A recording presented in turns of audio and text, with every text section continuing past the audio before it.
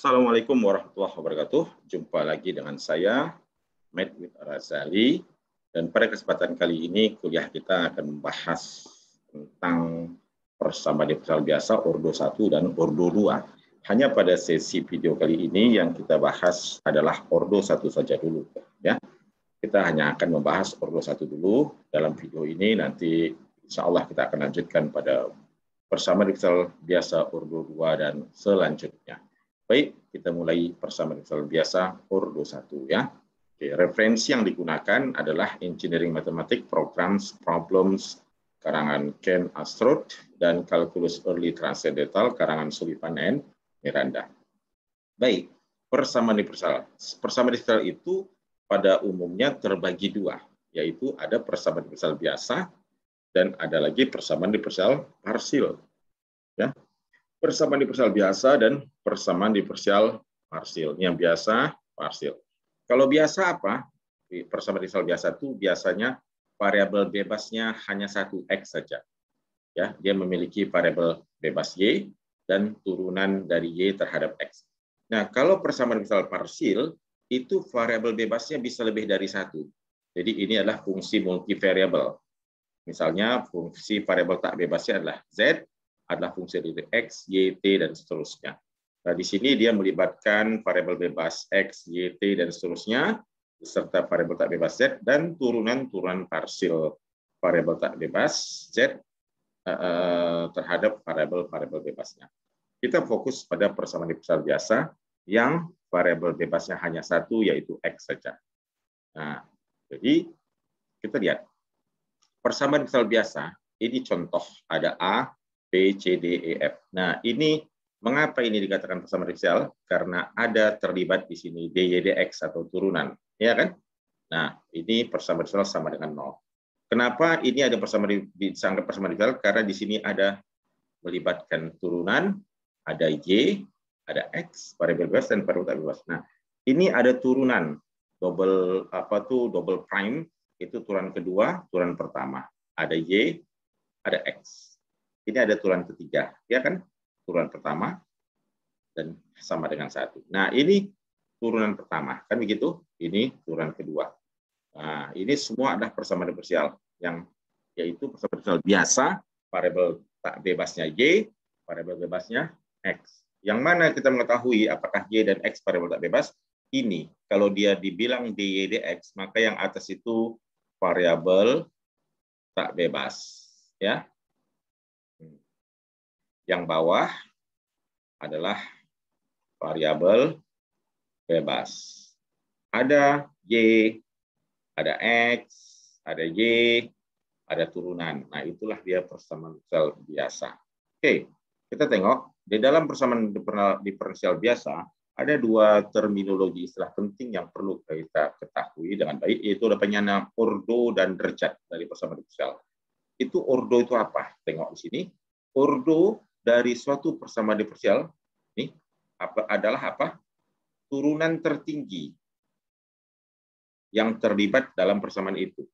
Jadi kalau kita tengok ordo, nah sedangkan derajat dari persamaan diferensial ditentukan oleh pangkat tertinggi dari ordo tertinggi. Jadi ada ordo tertinggi itu pangkat tertingginya dari ordo tertinggi, pangkat tertinggi ya. Oke, kita tengok ini. Ini persamaan diferensial biasa ordo 1. Ordo 1, karena tertinggi turunan pertama. Ordo 1. Yang C, bukan ordo 1, karena ini ordo 2, karena yang tertinggi terlibat turunan kedua. Ini ordo 3. Ini ordo berapa? Ordo 2. Ordonya 2 ya. Ini ordonya 1, bukan 2. Ingat. Ya. Nah, derajat itu ordonya ya. Nah, kalau derajat, tengok turunan tertinggi ini, turunan pertama, pangkatnya kan 1, berarti derajat 1. Ya, derajat 1. Ini juga pangkat 1, ya, berarti derajat 1. Ini pangkat dari turunan keduanya 1, yang tertinggi, derajat 1. Perhatikan ini juga derajat 1. Ya, persamaan diferensial ordo 3, tapi derajat 1. Nah, ini persamaan diferensial ordo 1, yang E ini ordo 1, tapi derajatnya 3. Oh, sorry, saya salah. bukan derajat 3. Ya. Mengapa? Saya sengaja mengatakan ini sebagai salah ya, saya sebutkan agar tidak terkecoh. Karena yang namanya ordo itu adalah pangkat tertinggi dari turunan ordo tertinggi. Nah, ini kan ordonya ordo 2, bukan ordo 1. Persamaan differential yang E ini ordo 2, ini dia. Nah, pangkat tertingginya 1, jadi ini ordo 2 derajat 1. Nah, ini ordo 1 derajatnya 2. Nah, demikian. Kemampuan kita mengenali ordo dan derajat persamaan differential itu merupakan langkah penting dalam upaya kita nanti menemukan solusi atau jawaban persamaan differential. Nah, ada kelompok persamaan differential yang penting, yaitu persamaan differential linear. Bentuk umumnya seperti ini. Ada P0, P1, Pn sama dengan Q. Ada turun ke N, turun ke N-1 sampai ke Y, dan seterusnya. Ini persamaan differential biasa ordo N. Ini kan pangkat tertingginya N. Ini ordo N. Nah, di mana P0, P1, dan Pn semuanya hingga Q, mereka adalah fungsi X. Nilainya dalam variabel X. Baik, nah itu nanti kita bahas. Misalnya, ini. Ini adalah persamaan differential linear ordo 2. Ini, kenapa dikatakan ordo 2? Yaitu karena ini, pangkatnya tadi, turunan tertinggi yang kedua.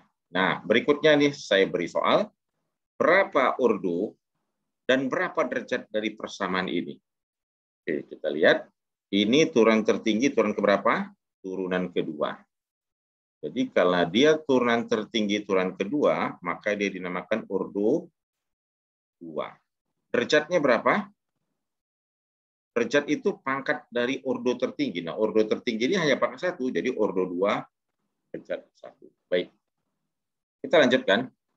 Kita bahas sekarang solusi dari persamaan differential. Tujuan kita ketika kita diberi persamaan differential adalah mencari penyelesaian atau jawaban dari persamaan differential itu.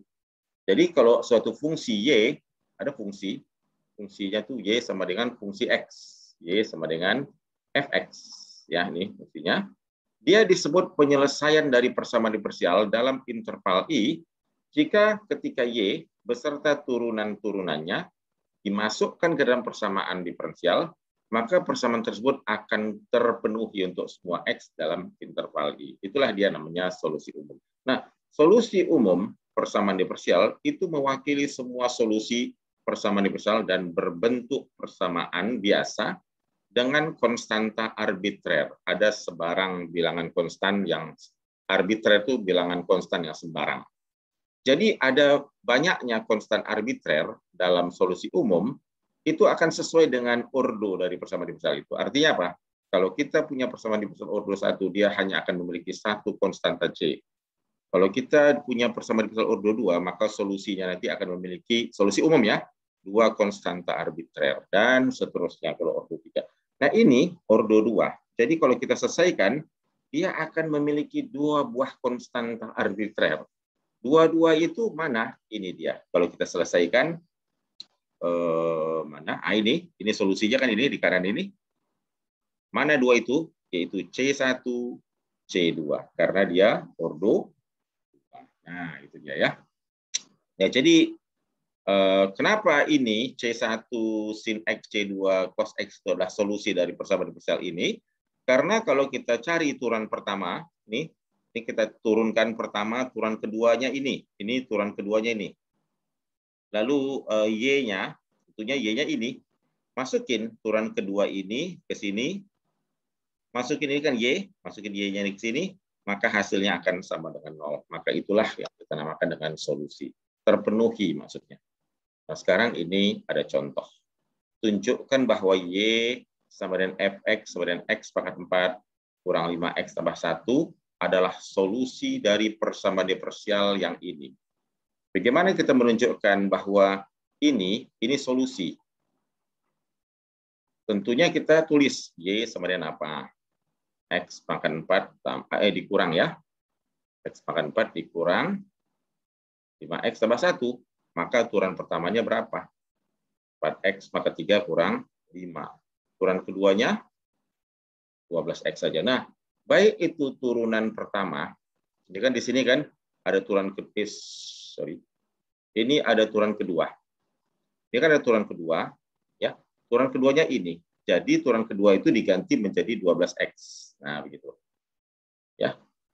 Dikurang ini salah. Ini tadi ada kurang karena turunan ini adalah 12X kuadrat. Nah, begitu. Jadi kalau dia turunan kedua dikurang 12X kuadrat 0, betul nggak? Masukin ke sini. Ini jadi 0. Jadi terpenuhi. Jadi betul ini adalah solusi. Solusi umum. Solusi umum. Ya, demikian. Oke, kita lanjut. Ini nanti belakangan. Ini bisa dicoba sebagai latihan dari buku Calculus Early Transcendental karangan Sullivan and Miranda ya. Oke, ini juga. Kita lanjut sekarang bahwa persamaan diferensial ordo 1 dan pembagiannya. Jadi kita akan bahas dulu ordo 1 dan tipe-tipenya. Pembagian itu di sini maksudnya lebih kurang tipe lah atau jenis-jenisnya. Pertama, PD ordo 1 yang apa? Yang bisa diintegralkan langsung. Yang kedua adalah persamaan diferensial ordo 1 yang variabel X dan Y-nya bisa dipisah. Dan maksudnya Y di ruas kiri, X di ruas kanan. Yang ketiga ada persamaan diferensial ordo 1 tipe homogen. Keempat, tipe linear. Yang kelima, tipe Bernoulli. Nah, kita akan bahas di sini dari 5 ini, setidaknya 3 dulu ya. Yaitu PD yang bisa diintegralkan langsung, PD ordo 1 yang variabel bisa dipisah, serta PD ordo 1 yang homogen. 2 sisanya akan dibahas pada video berikutnya, insya Allah nanti. Mari kita mulai satu persatu. PD ordo 1 yang bisa diintegralkan langsung. Bentuknya kayak begini nih. dy dx sama dengan fx. Kita tengok di kiri hanya dy dx, di kanan hanya fungsi x, tidak ada nilai y. Langsung saja integralkan. Nah, contoh ini kan, ini hanya dy dx kiri, di kanan fungsi x, pangkat x nih, maka integralin. Ini dy dx, di kanan tidak ada y, hanya x, di sini hanya fungsi x, di sini dy dx. Maka solusinya integralkan ruas kiri, integralkan ruas kanan, dapat jawabannya. Nah, ini integral dy dx terhadap x, integral pangkat x terhadap x, integral dy dx tentu adalah y, integral pangkat x adalah pangkat x ditambah konstanta c. Nah, ini kita katakan ordo berapa? Ini ordo 1. Ini kan PD ordo 1. Ya. Kalau ordo 1 hanya ada satu konstan. Konstanta C, arbitrary-nya. Ya, inilah dinamakan penyelesaian umum atau solusi umum dari persamaan diferensial yang ini. Ini persamaan diferensial, jawabannya ini. Jadi jawaban persamaan diferensial itu bukan persamaan diferensial, tapi persamaan biasa. Persamaan terakhir ini tidak ada lagi, tidak ada turunan, tidak ada dy dx. Jadi menyelesaikan persamaan diferensial itu tujuannya menghilangkan y prime dan atau dy dx, sehingga persamaan akhir yang menjadi solusi hanyalah y sama dengan fungsi x. Baik, contoh 2, diintegralkan ini dy dx nih, integral x pangkat ini integralkan kanan, jadi seperti ini. Nah, yang ketiga dy dx cos dikurang sin, integralkan jadi y, integral cos jadi sin, integral sin jadi min cos, min kali min jadi plus, inilah dia solusinya. Jadi y sama dengan sin x tambah cos x tambah c. Baik, sangat gampang untuk persamaan diferensial biasa yang variabelnya bisa kita integralkan langsung. Yang kedua adalah tipe PD ordo 1 yang apa? Seperti tadi saya katakan, yang variabelnya bisa dipisah. Apa maksudnya variabel bisa dipisah? Variabel y dan x bisa dipisah ketika mula-mula mereka menyatu. Di awal, kadang-kadang persamaan diferensial itu ada bentuk seperti ini, di mana di kiri dy dx, tapi di kanan bukan hanya fungsi x, tetapi ada juga y-nya di situ. Di kanan kan ada x dan y, maka pisahkan sehingga menjadi di kiri hanya y dengan dy, di ruas kanan fungsi x dengan dx saja. Kalau kita sudah berhasil memisah y dengan dy, x dengan dx, langkah selanjutnya integralkan kedua ruas. Solusi dari integral inilah yang dinamakan dengan penyelesaian umumnya. Jadi cukup demikian saja. Kita lihat contoh. Nah, bagaimana kita bila diberi persamaan diferensial dy dx yang seperti ini? Ini kan kita lihat ruas kanan apa? Di ruas kanan itu ada y dan x. Ini ada x, Ini ada X, saya lingkar ini kan ada X-nya, ini ada Y-nya. Masih campur, ya kan? Belum terpisah. Lalu apa yang kita lakukan? Kali silang. Ini kali ke sini, ini kali ke sini sebagai upaya untuk memisah. Tengok, Y dengan DY sudah satu grup, X dengan DX sudah satu grup di ruas kanan. Jika mereka telah terpisah, integralkan. Integral ini, integral ini. Nah, biasanya integral kiri tidak tambah C. Jadi tidak tambah C, enggak kita tulis. Yang kanan saja yang kita tambah C. Jadi inilah dia solusi dari persamaan diferensial, yaitu solusi umum dengan satu konstanta yang tidak diketahui. Lanjut, kita tengok lagi. Persamaan diferensial kedua, yaitu D dx, di sini ada X, di sini ada Y. Pisahkan Y dari X. Kita pindah-pindah ruas. Ini naik kali ke kanan, jadi begini. Masih campur, ada X, ada Y, ada dx. Belum pisah, pisahkan. 1 tambah Y pindahkan ke kiri, jadi dibagi. Maka ini sudah pisah. Y dengan dy, X dengan dx. Jika sudah terpisah, apa? Integralkan. Integral ini, dan integral ini, 1 tambah setengah X kuadrat tambah C. Inilah dia solusi umumnya.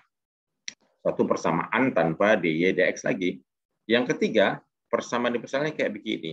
Jelas di sini Y dan X, ada Y, ada X. Atas bawah. Apa kita lakukan? Faktorkan atas, faktorkan bawah. Lalu apa lakukan lagi? Belum pisah. Kali silang mungkin kita upayakan, masih belum pisah karena Y dengan DX masih campur. X dengan Y dan Y masih campur. Lalu ketika kita atur ulang, maka ini telah terpisah karena Y dengan DY, X dengan DX sudah pisah, integralkan. Dan hasil integralnya apa? Kanan. Nah, ini solusi umum. Nah, selanjutnya Anda bisa mengerjakan 5 soal ini. Pisahkanlah variabelnya. Y dari X, lalu integralkan, dan carilah apa solusinya. Silakan Anda coba sendiri ya. Latihan ini, halaman ini, slide 21. Ya, kemudian, yang ketiga adalah PD ordo 1 yang homogen. Ini kayak gimana? Nah, ini biasanya PD homogen ini tidak bisa kita selesaikan dengan integral langsung. Demikian juga variabel Y dan X tidak bisa dipisah seperti cara pemisahan yang tadi. Jadi apa yang kita lakukan? Kita memperkenalkan suatu persamaan baru, yaitu Y sama dengan fungsi baru V dikali X. Lalu kalau ini kita turunkan, Y diturunkan menjadi D dx. Yang kanan pakai U kali P, maka jadi ini turunannya U aksen P tambah UV aksen. Jadi kita punya persamaan pertama, persamaan 1I dan 2I. 1I dan 2I ini kita gunakan untuk apa? Untuk ngapain ini? Untuk digunakan membantu kita dalam menyelesaikan PD yang sifatnya homogen. Jadi kita akan menggunakan dua ini. Mari kita lihat. Ada PD D dx seperti ini. Ini D dx-nya. Ini tak bisa dipisah variabel. Apapun upaya yang kita lakukan, tetap saja X dari Y tidak akan pernah bisa terpisah. Maka kita introduce, perkenalkan suatu persamaan baru, Y sama dengan Px, ada variabel V baru, dan di luas kiri D dx ini dibuat menjadi seperti ini. Maka persamaan 1I dan 2I ini kita masukkan ke dalam soal, sehingga soalnya menjadi inilah. D dx tadi kan ini D dx nih, menjadi inilah D dx tadi yang di kiri, dan yang di kanan Y-nya sama dengan P kali X, maka ini Y yang ini jadi PX.